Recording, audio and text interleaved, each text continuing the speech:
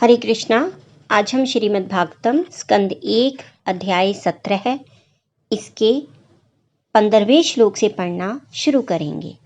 अनागस्विह भूतेषु य आगसकृन्निर अंकुशः आहार तास्मि भुजम साक्षाद मतर्यस्यापि सांगदम।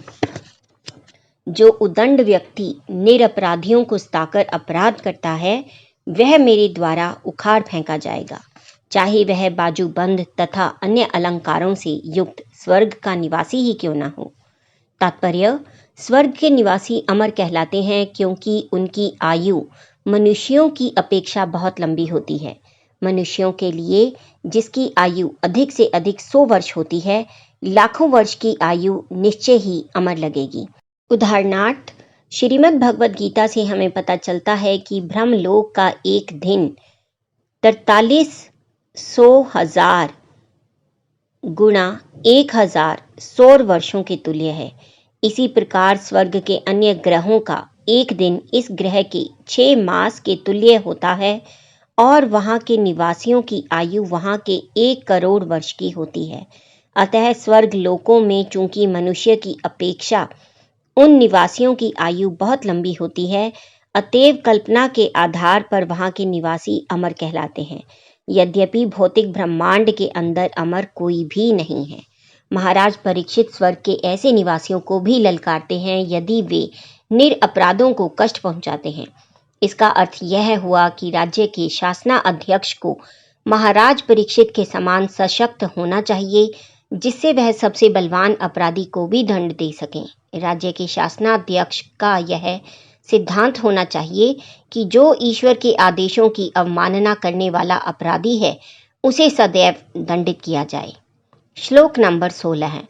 राज्ञो ही परमो धर्मः स्वधर्मस्त अनुपालनम शास्त्रोन्यान यथा शास्त्रमन नापद्युत पथानिः। शासक का यह परम धर्म है कि कानून का पालन करने वाले व्यक्तियों को सभी प्रकार से संरक्षण प्रदान करे और जो सामान्य दिनों में जब आपातकाल नहीं रहता शास्त्रों के अध्यादेशों से विपथ हो जाते हैं, उन्हें दंड दे। तात्पर्य, शास्त्रों में आपद धर्म का उल्लेख है, जिसका अर्थ होता है असामान्य घटनाओं के समय का कर्तव्य।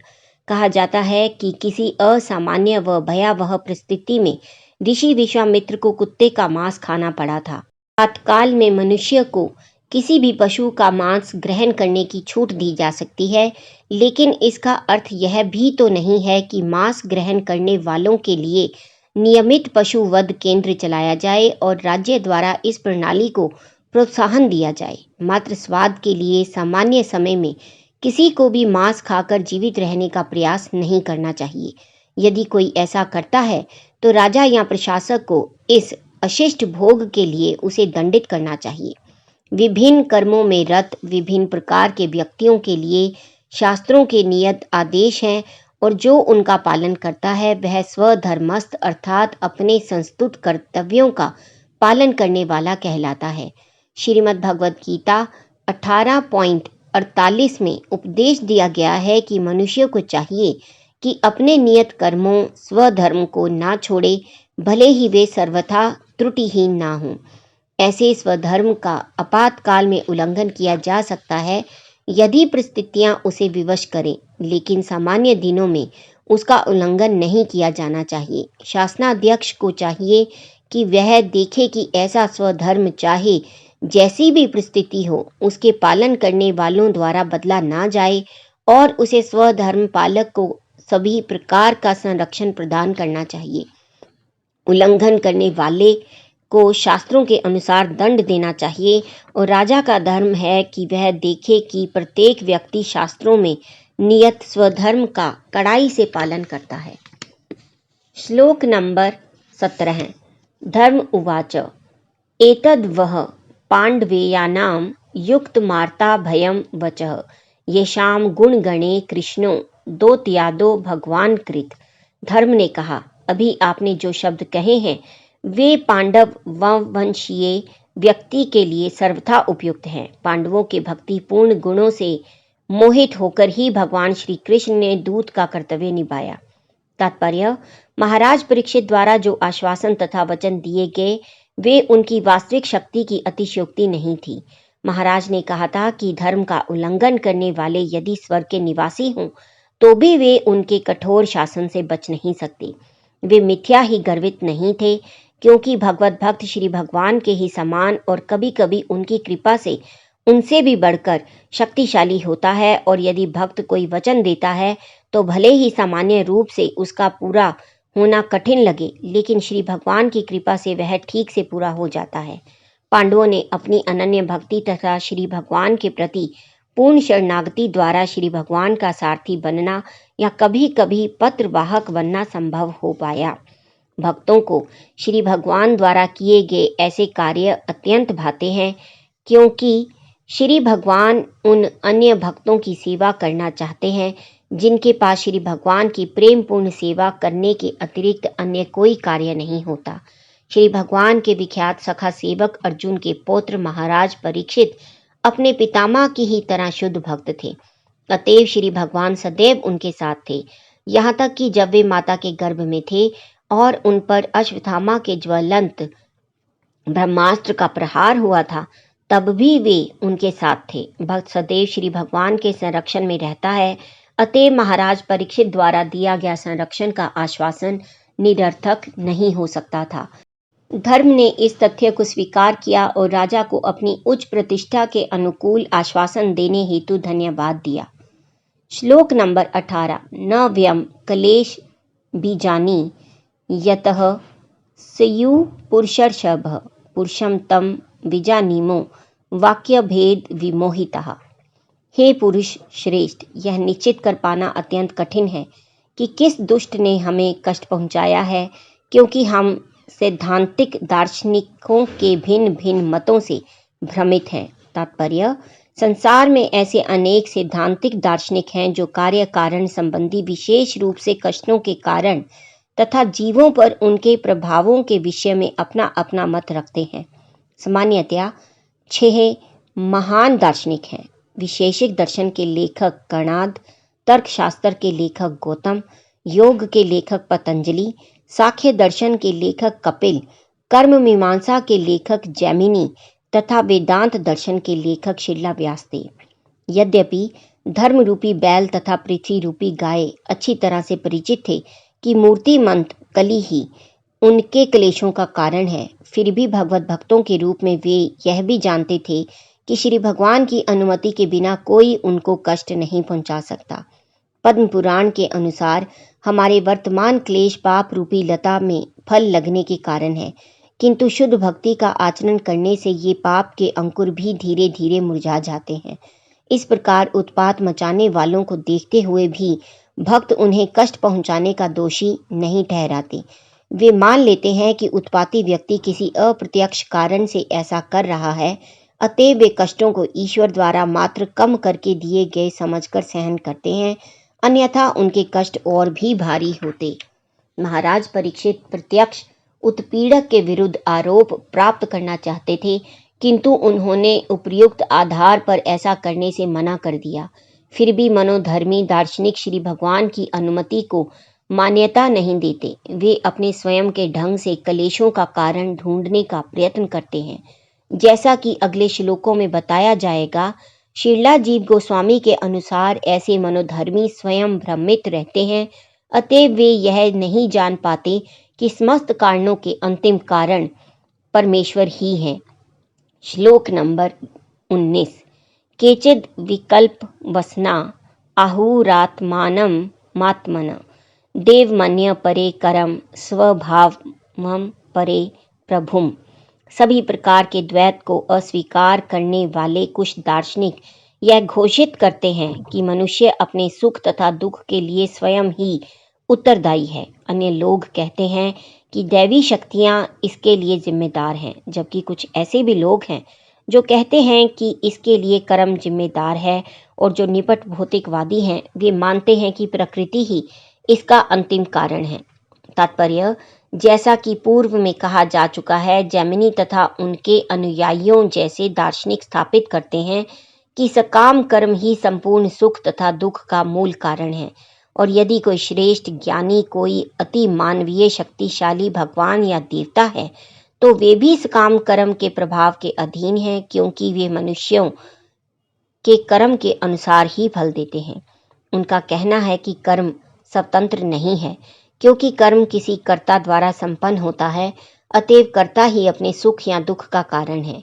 श्रीमद् भगवद गीता 6.5 में भी पुष्टि की गई है कि भौतिक राग से मुक्त मन द्वारा मनुष्य संसार के कष्टों से अपना उद्धार कर सकता है। अतएव किसी को मन के भौतिक राग के कारण अपने आप को बंधन में नहीं डालना चाहिए। इस प्रकार मनुष्य का मन ही उसके सुख तथा दुख में उसका मित्र या शत्रु है। नास्तिक, भौतिकवादी, सांख्यवादी यह निष्कर्ष निकालते हैं कि भौतिक प्रकृति समस्त कारणों की कारण है। उनके मत अनुसार भौतिक तत्वों के संयोग ही भौतिक सुख दुख के कारण है, और पदार्थ का विघटन ही समस्त भौतिक तापों से मुक्त होने का कारण है। गौतम तथा कणाद परमाणुओं के संयोग को ही प्रत्येक वस्तु का कारण मानते हैं, और अष्टावक्र जैसे निर्विशेषवादी यह पाते हैं कि ब्रह्म का आध्यात्मिक तेज ही समस्त कारणों का कारण है। किंतु श्रीमद् भगवद गीता में स्वयं श्री भगवान घोषित करते हैं कि वे ही निराकार ब्रह्म के स्रोत हैं। अतएव श्री भगवान का व्यक्तित्व ही समस्त कारणों का परम कारण है। ब्रह्म संहिता में भी इसकी पुष्टि हुई है कि भगवान श्री कृष्ण ही समस्त कारणों के अंतिम कारण हैं। श्लोक नंबर 20। अप्रतक्रियाद् निर्देश्यादिति केशवपि निश्चयः अन्नानुरूपम राजर्षे विमर्श स्वमनीषया। कुछ ऐसे भी चिंतक हैं जिनका विश्वास है कि ना तो तर्क द्वारा कष्ट का कारण निश्चित किया जा सकता है, ना उसे कल्पना से जाना जा सकता है, ना ही शब्द द्वारा उसे व्यक्त किया जा सकता है। अतः हे राजऋषि, आप अपनी बुद्धि से यह सब सोचकर अपने आप निर्णय करें। तात्पर्य: वैष्णव मातावलंबी अर्थात भगवत भक्तों का ऐसा विश्वास है, जैसा कि पूर्व में कहा गया है, कि परमेश्वर की इच्छा के बिना कुछ भी घटित नहीं हो सकता। वे ही परम निर्देशक हैं, क्योंकि वे श्रीमद् भगवद गीता 15.15 में पुष्टि करते हैं कि सर्वव्यापी परमात्मा के रूप में वे सबके हृदय में वास करते हैं और समस्त कर्मों पर निगरानी रखते हैं तथा समस्त कर्मों के साक्षी हैं। यहाँ पर नास्तिकों के इस तर्क का खंडन होता है कि जब तक किसी न्यायाधीश के समक्ष किसी का दुष्कर्म सिद्ध ना हो जाए, तब तक उसे दंडित नहीं किया जा सकता, क्योंकि हम निरंतर साथ रहने वाले साक्षी तथा जीव के नित्य संगी को स्वीकार करते हैं। जीव ने पूर्व जन्म में या इसी जीवन में जो कुछ किया हो उसे वह भूल सकता है, लेकिन हमें यह जान लेना चाहिए कि भौतिक शरीर रूपी एक ही वृक्ष में जीव तथा परमात्मा दो पक्षियों के रूप में बैठे हुए हैं। इनमें से एक अर्थात जीव उस वृक्ष के फल खा रहा है और दूसरे परमात्मा उसके कार्यकलापों के साक्षी बने हुए हैं। अतएव परमात्मा ही जीव के संपूर्ण कार्यकलापों के साक्षी हैं, और उनके निर्देश अनुसार जीव स्मरण रख सकता है या भूल सकता है कि उसने पूर्व जन्म में क्या किया। अतएव वे सर्वव्यापी निराकार ब्रह्म तथा प्रत्येक के हृदय में स्थित अंतर्यामी परमात्मा हैं। वे समस्त भूत, वर्तमान तथा भविष्य के ज्ञाता हैं। उनसे कुछ भी छिपाया नहीं जा सकता। भक्तगण इस सत्य से परिचित हैं, अतएव वे फल की आकांक्षा न करके अपना कार्य निष्ठा पूर्वक करते हैं। इसके अतिरिक्त चिंतन या पांडित्य द्वारा श्री भगवान की प्रतिक्रियाओं का अनुमान लगाना संभव नहीं है। तो फिर वे क्यों कुछ को कष्ट में डालते हैं और कुछ को नहीं? वे वैदिक ज्ञान के परम ज्ञाता हैं और इस प्रकार वे वास्तविक वेदांती हैं। साथ ही वे वेदांत के संकलन करता है। कोई भी उनसे स्वतंत्र नहीं है और हर कोई अलग अलग ढंग से उनकी सेवा में लगा हुआ है। जीव को बद्ध अवस्था में ऐसी सेवाएं प्रकृति की शक्ति के अधीन होकर करनी पड़ती हैं, जबकि मुक्त अवस्था में स्वेच्छा से श्री भगवान की सेवा के लिए आध्यात्मिक प्रकृति जीव की सहायता करती है। उनके कर्मों में किसी प्रकार असंगति या उन्माद नहीं होता। वे परम सत्य के पथ पर स्थित होते हैं। भीष्मदेव ने श्री भगवान के अचिंत्य कर्मों का ठीक अनुमान लगाया था। अतएव निष्कर्ष यह निकलता है कि महाराज परीक्षित के समक्ष धर्म के प्रतिनिधि तथा पृथ्वी के प्रतिनिधि के समस्त कष्टों को जानबूझकर यह सिद्ध करने हेतु प्रस्तुत किया गया था कि महाराज परीक्षित आदर्श राजा थे, क्योंकि वे अच्छी प्रकार जानते थे कि आध्यात्मिक उन्नति के दो स्तंभों गाय यानी कि पृथ्वी तथा ब्राह्मण यानी कि धर्म को किस प्रकार संरक्षण प्रदान करना चाहिए। प्रत्येक व्यक्ति पूर्ण रूप से श्री भगवान के वश में है।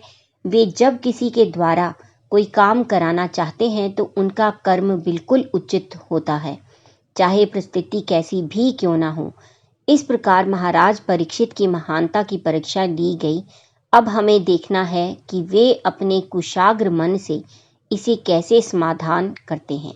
सूत उवाच श्लोक नंबर 21 एवं धर्मे प्रवदति स सम्राग द्विजसक्तमा समाहितेन मनसा विखेदः पर्यचष्ट तम। श्रीला सूत गोस्वामी ने कहा, हे ब्राह्मणों में श्रेष्ठ, धर्म को इस प्रकार बोलते सुनकर सम्राट परीक्षित अत्यंत संतुष्ट हुए और बिना किसी त्रुटि या खेद के उन्होंने इस प्रकार उत्तर दिया। तात्पर्य, धर्म रूपी बैल का कथन दर्शन तथा ज्ञान से परिपूर्ण था और राजा इससे संतुष्ट हुए, क्योंकि वे जान गए कि पीड़ित बैल कोई सामान्य जीव नहीं था। जब तक कोई परमेश्वर के नियम से पूर्ण रूप से अवगत ना हो तब तक वह ऐसी मार्मिक बातों का या दार्शनिक सत्य का भाषण नहीं कर सकता। सम्राट भी समान रूप से कुशाग्र बुद्धि वाले थे, अतएव उन्होंने बिना किसी त्रुटि या संशय के उत्तर दिया। राजोवाच धर्मम ब्रवीषि धर्मज्ञ धर्मोसि वृषरूप दृक् यद धर्मकृत स्थानम सूचकस्यापि तद भवेत्। राजा ने कहा, अहो, तुम तो बैल के रूप में हो, तुम तो धर्म के सत्य से परिचित हो और तुम सिद्धांत के अनुसार बोल रहे हो कि अधार्मिक कर्मों के अपराधी के लिए नियत गंतव्य वही है जो उस अपराधी की पहचान करने वाले की है। तुम साक्षात धर्म के अतिरिक्त अन्य कोई नहीं हो। तात्पर्य, भक्त का निष्कर्ष यही है कि श्री भगवान की इच्छा के बिना कोई उपकारी बनने या हानि पहुंचाने वाला बनने हेतु प्रत्यक्ष रूप से उत्तरदायी नहीं होता। अतएव भक्त किसी को ऐसे कर्म के लिए प्रत्यक्ष रूप से उत्तरदायी नहीं मानता, किंतु वह दोनों ही परिस्थितियों में यह मान लेता है कि हानि या लाभ ईश्वर प्रदत्त है और इस प्रकार यह उनकी कृपा है। लाभ के विषय में इससे कोई असहमति प्रकट नहीं करेगा कि वह ईश्वर प्रदत्त होता है, लेकिन हानि या पराजय के विषय में मनुष्य संशय करता है कि भला श्री भगवान अपने भक्त पर इतना निष्ठुर क्यों होंगे कि उसे विपत्ति में डालें। ईसा मसीही को जब अज्ञानी मनुष्यों ने सलीब पर चढ़ा दिया तो वे घोर विपत्ति में पड़े प्रतीत होते थे, लेकिन वे अपराधकर्ता के ऊपर कभी क्रुद्ध नहीं हुए। अनुकूल या प्रतिकूल वस्तु को स्वीकार करने की यही विधि है। इस प्रकार भक्त के लिए अपराधी की बुराई करने वाला अपराधकर्ता के ही समान पापी है। भगवत कृपा से भक्त सभी प्रकार की विपत्तियां सहता है। महाराज परीक्षित ने इसे देखा, इसलिए वे समझ सके कि यह बैल और कोई नहीं बल्कि साक्षात धर्म है। दूसरे शब्दों में, भक्त को किसी प्रकार का कष्ट नहीं होता, क्योंकि तथाकथित कष्ट भी भक्त के लिए श्री भगवान की कृपा है, क्योंकि भक्त श्री भगवान को हर वस्तु में देखता है।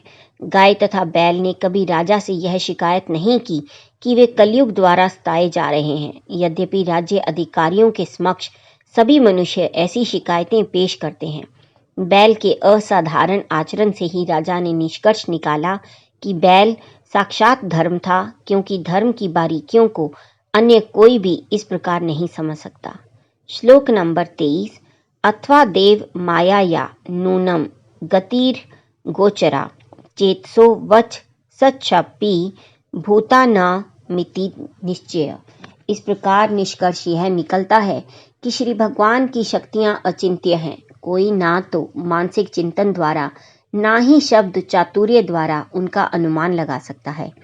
तात्पर्य, यहाँ यह प्रश्न किया जा सकता है कि भक्त को कर्ता की पहचान क्यों नहीं करनी चाहिए, यद्यपि वह यह निश्चित रूप से जानता है कि श्री भगवान ही सब वस्तुओं के कर्ता हैं। अंतिम कर्ता से परिचित हुए मनुष्य को वास्तविक संपन्न कर्ता से अनभिज्ञ नहीं बने रहना चाहिए? इस संदेह का उत्तर यह है कि श्री भगवान भी प्रत्यक्ष रूप से उत्तरदायी नहीं होते, क्योंकि हर काम उनके द्वारा नियुक्त माया शक्ति द्वारा ही संपन्न होता है। माया सदैव श्री भगवान की परम सत्ता के विषय में संदेह उत्पन्न करती रहती है। धर्म यह अच्छी प्रकार जानता था कि परमेश्वर की इच्छा के बिना कुछ भी संपन्न नहीं हो सकता, तो भी माया उसे संशय में डाल रही थी, जिससे वह परम कारण बताने से कतराता रहा। यह संशय कली तथा माया दोनों के कल्मश के कारण था। कलयुग का समस्त वातावरण भ्रामक शक्ति के कारण विस्तृत हो गया है और इसकी माप की सीमाओं को बताया नहीं जा सकता है। श्लोक नंबर 24। तपः शोचम दया सत्यमिति पादः कृते कृता अधर्मा क्षेत्रियो भग्ना समय संग मदेस्तव। सतयुग में तुम्हारे चारों पैर तपस्या, पवित्रता, दया तथा सच्चाई के 4 नियमों द्वारा स्थापित थे, किंतु ऐसा प्रतीत होता है कि अहंकार, काम वासना तथा नशे के रूप में सर्वत्र व्याप्त अधर्म के कारण तुम्हारे 3 पांव टूट चुके हैं। तात्पर्य, भ्रामक शक्ति या भौतिक प्रकृति जीव पर उस अनुपात में अपना प्रभाव दिखाती है जिस अनुपात में जीव माया के भ्रामक आकर्षण का शिकार होता है। पतंगे प्रकाश की चमक से आकृष्ट होते हैं और इस प्रकार वे अग्नि के शिकार हो जाते हैं। इसी प्रकार ठगिनी शक्ति माया सदैव बद्ध जीवों को मोहित करके उन्हें मोह की अग्नि में झोंकती रहती है। वैदिक शास्त्र बद्ध जीवों को आगाह करते हैं कि वे इस भ्रम के शिकार ना बने, अपितु इससे छुटकारा प्राप्त करें। वेद हमें आगाह करते हैं कि हम अज्ञान के अंधकार में ना जाएं, लेकिन प्रकाश के पथ पर अग्रसर हों। श्री भगवान स्वयं भी हमें आगाह करते हैं कि माया की ठगनी शक्ति को जीतना अत्यंत दुष्कर है, किंतु पूर्ण रूप से जो श्री भगवान की शरण में चला जाता है वह सरलता से इसे जीत सकता है, लेकिन श्री भगवान के चरण कमलों के आश्रय में जाना आसान नहीं है। ऐसी शरण तो तपस्या, पवित्रता, दया तथा सत्य से युक्त पुरुषों को ही मिल सकती है। उन्नत सभ्यता के ये चारों नियम सतयुग के उल्लेखनीय लक्षण थे। उस युग में प्रत्येक मनुष्य एक प्रकार से उच्च कोटि का योग्य ब्राह्मण होता था और आश्रमों में सभी परमहंस अर्थात उच्च कोटि के सन्यासी होते थे। सांस्कृतिक आधार के अनुसार मनुष्यों को माया ठगती नहीं थी। ऐसे प्रबल चरित्रवान व्यक्ति अपने आप को माया के पाश से दूर रखने में सक्षम थे, लेकिन धीरे धीरे ज्यों-ज्यों ब्राह्मण संस्कृति के मूल सिद्धांतों तपस्या, पवित्रता, दया तथा सत्य में अहंकार, काम वासना तथा नशे में आनुपातिक वृद्धि के कारण कटौती होती गई, त्यों-त्यों मोक्ष का मार्ग या दिव्य आनंद का मार्ग मानव समाज से और अधिक दूर होता चला गया। कलयुग की अवधि बढ़ते रहने से लोग अत्यंत अहंकारी हो रहे हैं और वे स्त्रियों तथा नशे के प्रति आसक्त रहते हैं। कलयुग के प्रभाव से कंगाल को भी अपनी कौड़ी का अभिमान है। स्त्रियां पुरुषों के मन को हरने हेतु एक से एक आकर्षक वस्त्र पहनती हैं और पुरुषों को शराब पीने, धूम्रपान करने, चाय पीने तथा तंबाकू चबाने की लत पड़ गई है। ये सभी आदतें या सभ्यता की तथाकथित प्रगति ही सारे अधर्म की जड़ है और इसलिए व्यभिचार, घूस तथा भाई भतीजावाद व्याप्त है। मनुष्य इन बुराइयों को कानूनों तथा पुलिस द्वारा नहीं रोक सकता, लेकिन वह मन के रोग को उचित दवा करके ठीक कर सकता है। यह दवा है ब्राह्मण संस्कृति अर्थात तप, पवित्रता, दया तथा सत्य के नियमों का पक्षधर बनना। आधुनिक सभ्यता तथा आर्थिक विकास से गरीबी तथा अभाव की नई स्थिति उत्पन्न हो रही है, जिससे उपभोक्ता वस्तुओं की कालाबाजारी की जा रही है। यदि समाज में नेता तथा धन संपन्न व्यक्ति अपनी संचित संपत्ति का आधा भाग इन पथभ्रष्ट मनुष्यों पर खर्च करें और उन्हें ईश चेतना अर्थात भागवत का ज्ञान प्रदान करें, तो निश्चय ही कलयुग इन बद्ध जीवों को अपने जाल में उलझाने में असफल होगा। हमें यह निरंतर स्मरण रखना चाहिए कि मिथ्या अहंकार, अपने जीवन मूल्यों के उच्च अनुमान, स्त्रियों के प्रति अत्यधिक आसक्ति या उनकी संगति तथा नशे से मानवीय सभ्यता शांति के मार्ग से विपथ हो जाएगी। चाहे मनुष्य विश्व शांति के लिए कितना ही हल्ला गुल्ला क्यों ना करे। श्रीमद् भागवतम के सिद्धांतों का उपदेश सभी मनुष्यों को स्वतः संयमी, अंदर बाहर से सबच, दुखियों के प्रति दयालु तथा दैनिक आचरण में सच्चा बनाएगा। मानव समाज की बुराइयां जो आज के समय में स्पष्ट रूप से देखने में आती हैं, उन्हें ठीक करने का यही उपाय है। श्लोक नंबर 25। इदानीं धर्म पादस्ते सत्यम निर्वर्तयेद्यतः तम जिघ्रशक्त्य धर्मो यम निरित्ते नैदितः कली। अब तुम केवल एक पांव पर खड़े हो, जो तुम्हारा सत्य है, और तुम अब किसी न किसी प्रकार से जी रहे हो, किंतु छल से फूलने फलने वाला यह कलह रूप कली उस पांव को भी नष्ट करना चाह रहा है। तात्पर्य, धर्म के नियम किन्हीं रूढ़ियों या मानवकृत सूत्रों पर नहीं, अपितु 4 मूल अनुष्ठानों पर टिके हुए हैं। ये हैं तप, स्वच्छता, दया तथा सत्य। जनसाधारण को बचपन से ही इन सिद्धांतों का अभ्यास करना सीखना चाहिए। तपस्या का अर्थ है स्वेच्छा से ऐसी चीजें स्वीकार करना जो भले ही शरीर के लिए सुखकर ना हो, किंतु आध्यात्मिक अनुभूति के लिए लाभप्रद हों। यथा उपवास करना, मास में 2 या 4 बार उपवास करना एक प्रकार का तप है, जिसे केवल आध्यात्मिक अनुभूति के लिए करना चाहिए, किसी अन्य कार्य के लिए नहीं, ना राजनीतिक ना अन्य कोई। श्रीमद् भगवद गीता 17.5 और 6 में आत्म साक्षात्कार के बजाय अन्य कार्य के लिए किए गए उपवास की भर्त्सना की गई है। इसी प्रकार मन तथा शरीर दोनों के लिए स्वच्छता आवश्यक है। केवल शरीर की स्वच्छता कुछ सीमा तक सहायक हो सकती है, लेकिन मन की स्वच्छता आवश्यक है, और यह श्री भगवान के यशगान से प्राप्त की जाती है। कोई भी व्यक्ति मन के मैल को श्री भगवान का गुणगान किए बिना साफ नहीं कर सकता। ईश्वर विहीन सभ्यता मन को स्वच्छ नहीं कर सकती, क्योंकि इसे ईश्वर का कोई ज्ञान नहीं होता, और यही एक स्पष्ट कारण है कि ऐसी सभ्यता में मनुष्यों में उत्तम गुण नहीं आते, भले ही वे भौतिक दृष्टि से पूर्णतया सुसज्ज हों। हमें वस्तुओं को उनके परिणाम से देखना है। कलयुग में असंतोष ही मानवीय सभ्यता का परिणाम स्वरूप कर्मफल है। अतएव सभी मन की शांति चाहते रहते हैं। यह मन की शांति सतयुग में पूर्ण थी, क्योंकि मनुष्यों में उपयुक्त गुण पाए जाते थे। धीरे धीरे ये गुण घटकर त्रेता युग में 3/4 हो गए, द्वापर में वे आधे हुए, और इस कलयुग में मात्र 1/4 रह गए हैं। और जिस प्रकार असत्य का बोलबाला है, उससे इसमें भी कमी आ रही है। अहंकार चाहे कृत्रिम हो या वास्तविक, तपस्या से प्राप्त फल को विनष्ट करने वाला है। स्त्री संसर्ग के प्रति अधिक राग होने से स्वच्छता नष्ट होती है, और अत्यधिक लत या नशे से दया विनष्ट होती है, और अत्यधिक झूठे विज्ञापन से सत्य नष्ट होता है। भागवत धर्म के पुनरुद्धार से ही मानव सभ्यता सभी प्रकार के दोषों से बच सकती है।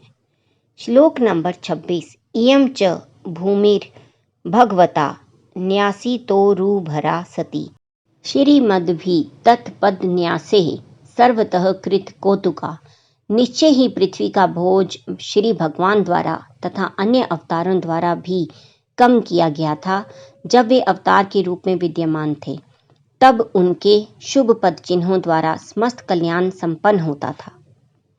हरे कृष्णा। आज का पठन हम यहीं समाप्त करेंगे, और कल हम 27 नंबर के श्लोक से पढ़ना शुरू करेंगे। तब तक आप जपते रहिए हरे कृष्णा कृष्णा कृष्णा हरे हरे, हरे राम राम राम हरे हरे। हरि बोल।